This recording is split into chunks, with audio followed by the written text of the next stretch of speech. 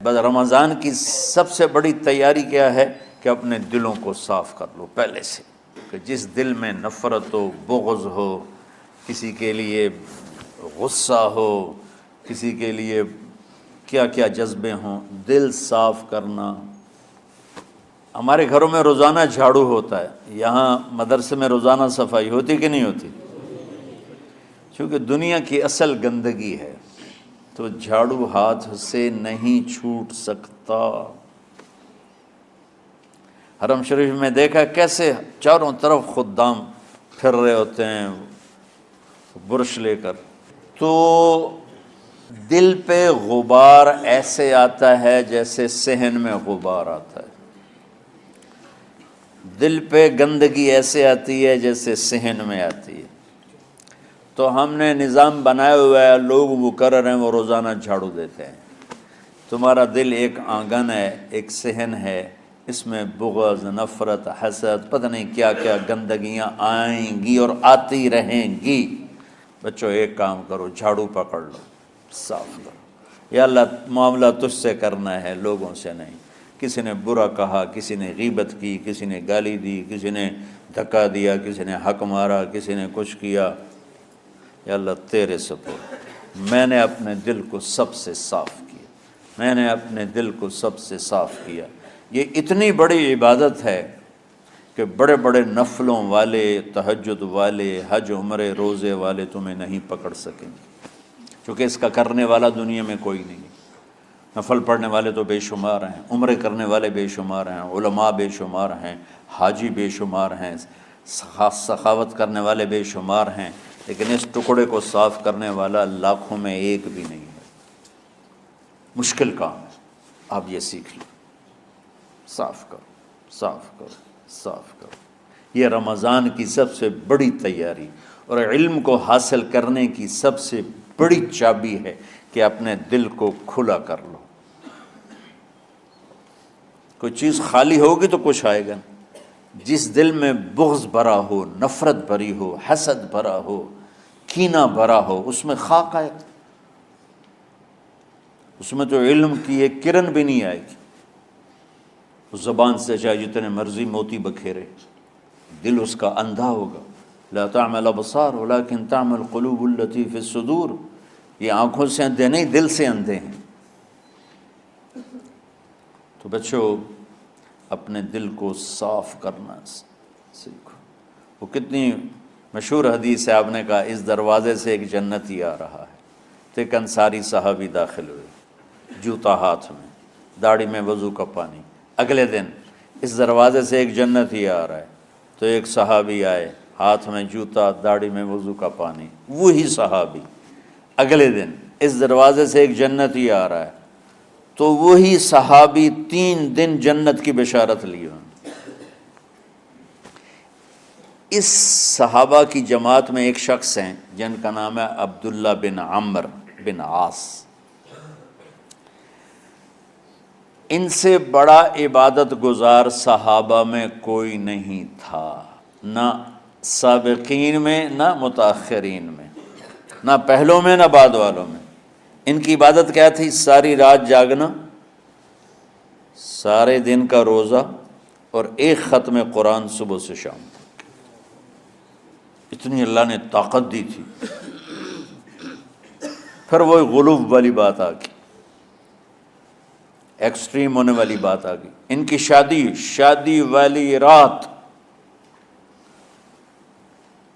حجلہ عروسی میں داخل ہو رہے ہیں، دلہن کے کمرے میں داخل ہو رہے ہیں، اور مصلی بچھا کے اللہ اکبر، اور دے نفل تے نفل، دے نفل تے نفل۔ تو ان کی بیگم نے دیکھا تو وہ بھی خیر کا زمانہ تھا، انہوں نے بھی وضو کیا اور پیچھے مصلی بچھا کے وہ بھی فجر تک نفل پڑھتے رہے۔ صبح ہوئی تو حضرت عمرو بن عاص رضی اللہ عنہ نے پوچھا، بیٹی رات کیسی گزری؟ کہا جی ماشاءاللہ آپ کے بیٹے تو بڑے عبادت گزار ہیں، ساری رات نفلوں میں ہی گزری۔ تو وہ ان کو شکایت کر دی۔ حضرت عمرو بن عاص کو اتنا غصہ چڑھا، وہ بیٹے کو تو کچھ نہیں کہا، کتنی حکمت کی بات ہے، سیدھے گئے اللہ کے نبی کے پاس، یا رسول اللہ یہ عبداللہ دیکھیں کیسا نادان ہے، اس کی شادی کی ساری رات نفل پڑھتا رہا۔ تو آپ کہتے ہیں ماشاءاللہ ماشاءاللہ کتنی بڑی بات ہے، نفلوں میں گزر گئی، رات بھی نفلوں میں گزر گئی۔ تو آپ نے حضرت عبداللہ بن عمر کو بلا کے ڈانٹا کہ تو نے مہینے میں 3 دن روزے رکھنے ہیں، بس اس سے زیادہ نہیں رکھنے، اور ہفتے میں 1 قرآن ختم کرنا ہے۔ کہا یا رسول اللہ میرے اندر طاقت زیادہ ہے۔ پھر اچھا 15 دن روزے رکھنے، کہ نہیں میرے اندر طاقت زیادہ ہے۔ آپ اس کو تھوڑا تھوڑا کر کے گھٹاتے رہے، اور وہ ہر دفعہ نہیں یا رسول اللہ میرے اندر طاقت زیادہ ہے۔ تو آخر میں آپ نے کہا اچھا چلو صوم داؤدی پہ آ جاؤ، 1 دن روزہ رکھو، 1 دن افطار کرو، اور 3 دن سے پہلے قرآن ختم نہیں کرنا۔ تو آپ نے اس کو پیچھے کیا۔ یہ بیٹھے تھے اس محفل میں، ان کے دل میں آیا کیا یہ بزرگ مجھ سے زیادہ عبادت کرتے؟ رات میں ساری جاگتا ہوں، دن روزہ رکھتا ہوں، 1 ختم کرتا ہوں، تو جنت کی بشارت تو مجھے ملنی چاہیے تھی، ان کو کیسے مل رہی؟ یہ کسی کتاب میں نہیں لکھا کہ یہ ان کا جذبہ تھا، لیکن جو کہ میں ان کی سیرت کو جانتا ہوں تو مجھے خیال آتا ہے کہ ان کی نفسیات میں یہ بات آئی ہوگی، چونکہ صرف انہی کو خیال آیا کہ میں جا کے دیکھتا ہوں کہ یہ بزرگ کیا کرتے ہیں۔ تو ان کے پاس پہنچ گئے، چاچا، ذرا وہ ادھیڑ عمر تھے، چاچا وہ میرے ابا تھوڑے ناراض ہیں، تو کچھ دن آپ کے پاس گزار لوں؟ کا بیٹا بسم اللہ آ جاؤ۔ اب رات ہوتے ہی عشاء کی نماز پڑھ کے انہوں نے جلدی سے چادر اوپر لی اور یوں سراغ کر کے ان چاچے کو دیکھنے لگے ایسے کر کہ اب یہ کیا ساری رات سجدہ کرے گا، اور ساری رات روتے روتے روتے روتے مصلی گیلا ہو جائے گا، یا ساری رات رکوع کرے گا، ساری رات قیام کرے گا، ساری رات قرآن پڑھے گا، اس تصور سے یوں دیکھ رہے۔ اور وہ بزرگ صحابی تشریف لائے، سرانے پہ سر رکھا، اللہم بسمک اموت و احیا، ہو گئے۔ اب یہ دیکھ رہے ہیں ابھی اٹھیں گے، ابھی اٹھیں گے، ابھی اٹھیں گے، اٹھے نا، فجر کی اذان پہ اٹھے۔ اب یہ تو حیران پریشان ہو گئے کہ یہ کیا ہو؟ اس زمانے میں تو منافق تہجد نہیں چھوڑتے تھے ڈر کے مارے کہ پتہ نہ چل جائے ہمارے کفر کا، تو یہ چاچا جنت بھی لے گیا تو ستا بھی پیا کہ چلو کل دیکھوں گا۔ اگلی رات پھر چادر سر پہ کر کے اور یوں سوراخ کر کے لیٹے ہوئے اور دیکھ رہے۔ چاچا پھر تشریف لے اور سرانے پہ سر رکھا، اللہم بسمک اموت و احیا، ہو گئے۔ فجر کی اذان پہ اٹھے، یہ اور پریشان ہو گئے کہ میرا نبی کا فرمان تو سچا ہے، اس میں تو شک بھی کفر ہے، لیکن عمل کیا ہے جس پر اس کو جنت کی بشارت ملی؟ 2 رکعت نفل بھی نہیں۔ اور آج کے دور میں تم میں سے ماشاءاللہ اکثر بچے تہجد پڑھتے ہیں کہ 1 رات اور دیکھوں گا، تیسری رات اللہم بسمک اموت و احیا، ہو گئی ساری رات۔ تو تیسری رات پھٹ پڑے عبداللہ بن عمر، کہنے لگے چاچا میری ابا سے کوئی لڑائی نہیں تھی، 3 دن میں تیرے بارے میں سنتا رہا، جنتی جنتی جنتی۔ میں دیکھنے آیا تھا کہ آپ کیا کرتے ہیں، آپ تو کچھ بھی نہیں کرتے ہو، ساری رات سوتے رہتے ہو، اب کیا کرتے ہو؟ انہوں نے کہا بیٹا یہی ہے جو تم نے دیکھا ہے۔ اب ان کو سمجھ میں نہیں آ رہا کہ یہ جوڑ کیسے بٹھاؤں، ادھر جنت کی بشارت، ادھر ساری رات خراٹے، اب یہ اس میں جوڑ کیسے بٹھاؤں، کیونکہ نبی کی بات تو غلط ہو نہیں سکتی۔ تو اب وہ نا ایسے نا بڑے بے دل سے ہو کر واپس مڑے، پتہ نہیں کی چکر ہوئے گی کوئی گل۔ جب وہ دروازے تک پہنچے تو کہنے لگے بیٹا ادھر آنا، واپس آ گئے۔ کہا اب میں تمہیں اصل راز کی بات بتاتا ہوں۔ کہا کیا ہے کیا ہے؟ تو یہاں ہاتھ رکھا، کہا یہ جو دل ہے نا اس میں کسی انسان کی نفرت نہیں۔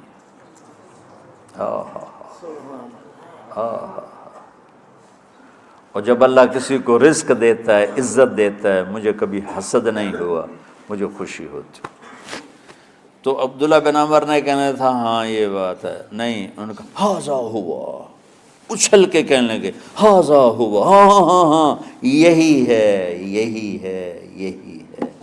پھر کہنے لگے چاچا پر یہ میرے بس کا نہیں ہے، کون کرے گا یہ؟ اتنے بڑے آدمی ہو کر کہہ رہے ہیں کہ یہ میرے بس کا نہیں۔ تو بچوں، دنیا میں جنتی بننا ہے اور علم اللہ سے لینا ہے تو اسے صاف کر دو، سب کی نفرت سے۔ سب، اس نے مجھے یہ کیوں کہا، اس نے مجھے یوں کیوں دیکھا، اس نے میرے بارے میں یوں کیوں کہا، اس نے میرے بارے میں یہ کیوں لکھا۔ جس کی تعریف ہوتی میری کتنی برائی ہوتی، صرف تعریف تو نہیں ہوتی، بھرا پڑا سوشل میڈیا مجھے گالیاں دیں۔ اللہ کے فضل سے میرے دل میں ایک ذرے کے برابر کبھی کوئی منفی جذبہ نہیں آیا، آئے تو میں دھو کے صاف کر دیتا ہوں، یا اللہ میں نے اپنے دل کو صاف کیا، میرا معاملہ تیرے ساتھ ہے، کسی کے ساتھ نہیں۔ یہی آپ رمضان کی سب سے بڑی تیاری، علم کے حاصل کرنے کا سب سے بڑا ہتھیار آپ کو یہ نہیں ہے کہ تمہیں کتابیں یاد ہو جائیں، تمہیں اشعار یاد ہو جائیں۔ تو ساری امت سے کہتا ہوں رمضان کا استقبال کرو، دلوں کو صاف کر کے، نفرتوں کو مٹا کے، مذہبی نفرت، دنیاوی نفرت، رشتوں کی نفرت، بول چال کی نفرت، سیاست کی نفرت، لین دین کی نفرت، ان سب سے اپنے دل کو صاف کرو تاکہ رمضان میں اللہ نے علم اتارا، اللہ تعالیٰ آپ کو علم عطا فرمائے، اور باقی لوگ جو عام دنیا میں زندگی گزار رہے ہیں ان کے دلوں میں اللہ رمضان کا نور اتارے اور ہدایت کا نور اتارے۔ یہ سب سے بڑی تیاری ہے اس کی۔ اور کسی سے گلہ ہے، غصہ ہے، ناراضگی ہے، کسی سے بولتے نہیں ہو، ابھی سے شعبان آ چکا ہے، آپ شعبان سے رمضان کی تیاری شروع فرما دیتے تھے، تو اس کی تیاری کیا ہے؟ وہ دلوں کو صاف کرو، معاف کرو، معافی مانگو، تمہارا قصور نہیں پھر بھی معافی مانگ لو، دلوں کو صاف کرو، اور اللہ سے سخاوت مانگو کہ اللہ کو سخی بھی پسند ہے اور صاف دل والا بھی پسند ہے۔